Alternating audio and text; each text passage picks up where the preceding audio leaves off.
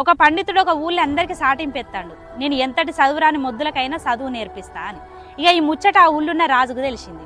ఆ రాజు వ్యక్తిని పిలిపించి, ఏందయ్యా నువ్వు ఎంతటి చదువురాని మొద్దులకైనా చదువు నేర్పిస్తావట, నిజమేనా అని అడిగాడు.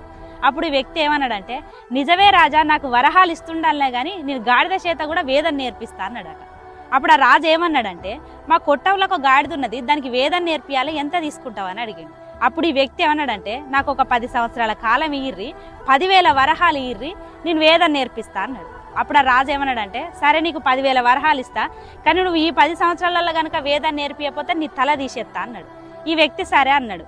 ఇక అటెడు పోయినాక ఒక వ్యక్తి వచ్చి, ఏందయ్యా జీవిత కాలం పట్టినా కూడా గాడిద చేత వేదం నేర్పించలేవు, నువ్వు ఎట్లా మాట ఇచ్చినావని అన్నాడు.